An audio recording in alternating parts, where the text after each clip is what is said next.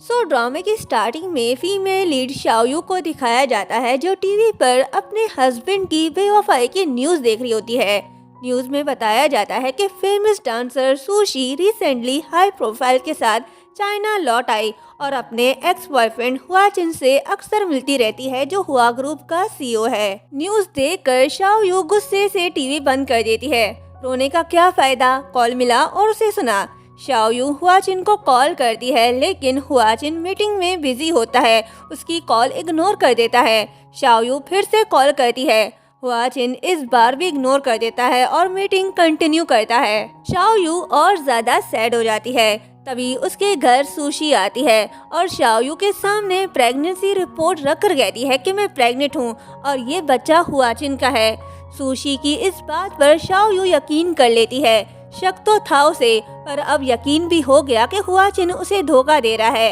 वो अकेली बैठी सोच रही होती है।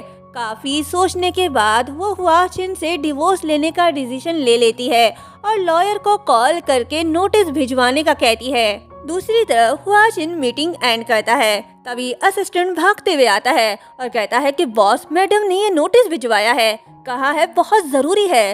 हुआचिन कहता है ऐसी भी क्या इमरजेंसी थी जो मेरे घर आने का वेट नहीं कर सकती थी। ये कहते ही वो जैसे ही नोटिस ओपन करता है तो डिवोर्स पेपर देखकर शॉक के साथ गुस्सा भी होता है। घर पहुंचकर वो शाओयू से पूछता है कि अब ये कौन सी नई चाल है तुम्हारी। शाओयू कहती है कि चलो डिवोर्स लेते हैं। हुआचिन कहता है कि छोड़ो इस बात को, बताओ तुम क्या चाहती हो, मैं क्या करूं? क्या तुम चाहती हो कि मैं तुम्हें डिनर के लिए बाहर ले जाऊं या तुम्हें शॉपिंग करवाऊं और तुम्हारी तारीफें करूं? शाओयू कहती है कि मुझे कुछ नहीं चाहिए, तुम बस इस पर साइन कर दो। हुआचिन कहता है कि शाओयू परेशानी खड़ी मत करो, मेरे पास यहाँ तुम्हारे साथ बहस करने का समय नहीं है। शाओयू कहती है परेशानी कौन खड़ी कर रहा है, मैं या तुम? सुशी वापस आ गई है, मैं उसके लिए रास्ता साफ कर रही हूँ।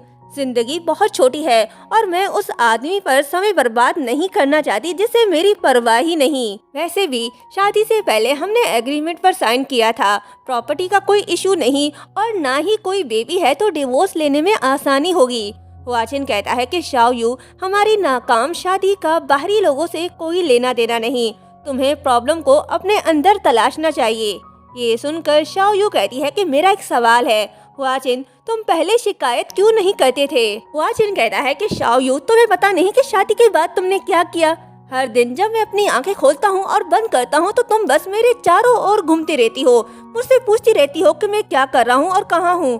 तुम मेरी वाइफ हो, माँ नहीं। तुम हर चीजों में इंटरफेयर क्यों करती हो? जब मैं थोड़ा लेट घर आता हूँ तो तुम 100 सवाल पूछती हो और मुझ पर शक करती हो। मैंने तुमसे कितनी बार कहा है कि मैं काम पर बिजी रहता हूँ। शाओयू कह रही है और तुम्हारे बारे में क्या? हमारी शादी से पहले तुम चाहे कितने भी बिजी क्यों ना होते, मुझे घर छोड़ने के लिए आधा शहर घुमाते। जब मुझे थोड़ी ठंड लगती या भूख लगती तो मुझे तुम्हें बताने की जरूरत नहीं पड़ती थी, तुम खुद ही सब जान लेते थे। तुम्हें ऐसा क्यों लगता है कि मैं इस शादी से तंग आ गई?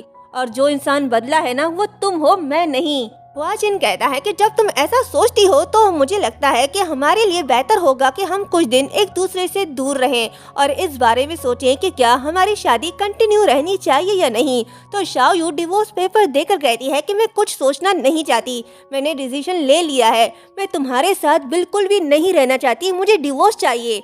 तो हुआचिन कहता है ठीक है, कल हम सिविल ब्यूरो चलेंगे, बाद में पछताना मत। शाओयू गुस्से से उसके शोल्डर पर मारती है तो हुआचिन अपना गुस्सा शादी की तस्वीर पर निकाल कर चला जाता है। शाओयू भी गुस्से में लात मारकर ड्रेसिंग रूम में चली आती है और कहती है कि मुझे सबसे ज्यादा पछतावा तुम्हारे साथ इतना समय बर्बाद करने का है।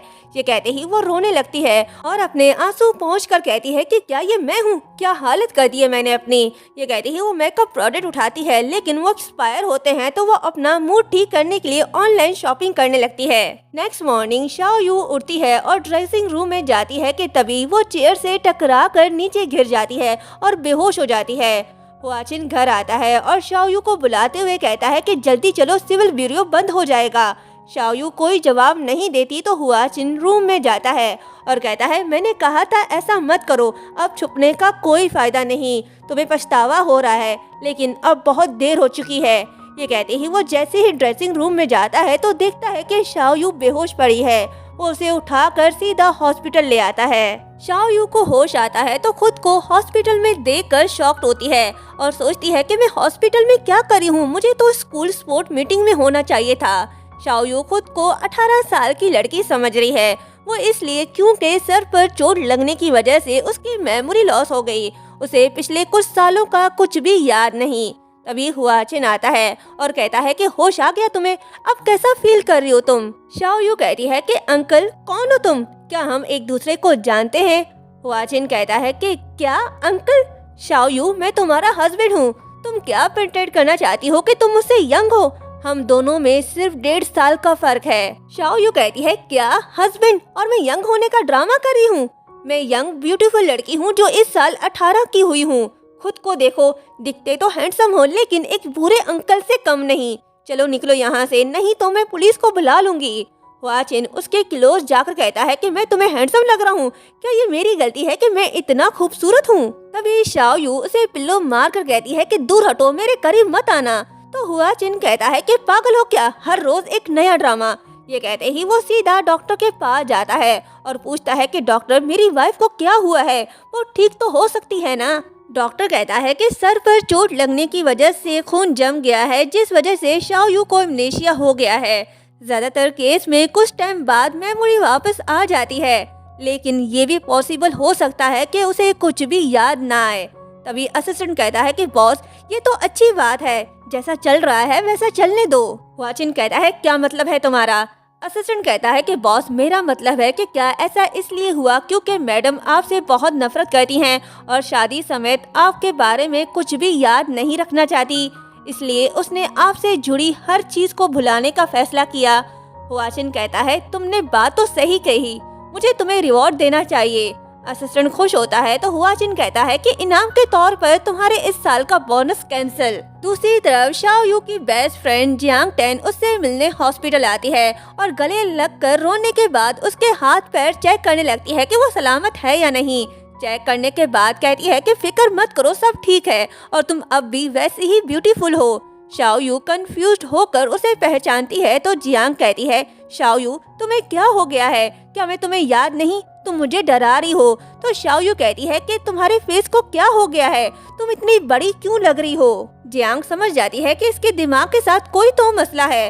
उससे पूछती है कि अच्छा ये बताओ तुम अभी कितने साल की हो? शाओ यू कहती है कि तुम्हें हमारा स्लोगन याद नहीं, 18 साल की यंग एंड ब्यूटीफुल लड़की। जियांग का शक यकीन में बदल जाता है। वो उसे बताने लगती है कि शाओ यू अब तुम 18 साल की नहीं हो, तुम इस साल 26 ईयर की हुई हो। शाओ यू शॉक्ड होकर कहती है क्या 26? जियांग कहती है हाँ, और तुम एक ब्यूटीफुल लड़की नहीं बल्कि एक सुंदर यंग वुमेन हो, तुम्हारी शादी 3 साल पहले हुई थी।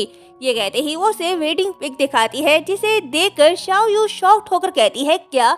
होश में आने के बाद 18 साल की अनमैरिड लड़की से 26 साल की मैरिड वुमेन बन गई और इस थरकी अंकल से शादी कर ली। जियांग कहती है हाँ, हैंडसम लड़के से। शाओ यू कहती है कि ऐसा नहीं हो सकता, मैंने तो शादी के बारे में सोचा तक नहीं था, तुमने मुझे उस वक्त रोका क्यों नहीं? जियांग कहती है सच तो ये है कि तुम्हें और हुआचिन को पहली नजर में प्यार हो गया था, तुम दोनों को शादी करने से कोई नहीं रोक सकता था। शाओ यू कहती है कि इम्पॉसिबल, अगर मैं शादी करना भी चाहती तो मैं हुआचिन जैसे लड़के से कैसे कर सकती हूँ, वो लड़का जो मुझे पसंद ही नहीं। तभी हुआचिन आता है और कहता है कि अगर तुम मुझसे नहीं तो फिर किससे शादी करना चाहती थी? हुआचिन को देखकर जियांग वहाँ से भाग निकलती है। हुआचिन कहता है कि टेस्ट रिजल्ट आ गए हैं और तुम्हारा दिमागी संतुलन बिगड़ गया है। शाओ यू कहती है कि सही कहा, मेरा दिमाग खराब हो गया है, तभी तो तुमसे शादी की। हुआचिन का खून जल जाता है। वो कहता है ठीक है, फिर इंतजार करो, डिस्चार्ज होने के बाद डिवोर्स लेते हैं। शाओ यू कहती है क्या हम डिवोर्स ले रहे हैं? हुआचिन कहता है हाँ, क्यों तुम्हें पछतावा हो रहा है? तो शाओ यू खुश होकर कहती है कि ओह तुमने मुझे पहले क्यों नहीं बताया, कितनी अच्छी बात है ये, मैं डिस्चार्ज होने तक का वेट नहीं कर सकती, हम अभी जा सकते हैं। और यहीं पर ये पार्ट एंड होता है। अगर आप इस ड्रामे का नेक्स्ट पार्ट देखना चाहते हैं तो कमेंट करके जरूर बताएं। चैनल को सब्सक्राइब और वीडियो को लाइक शेयर करना मत भूलिएगा। Thank you so much.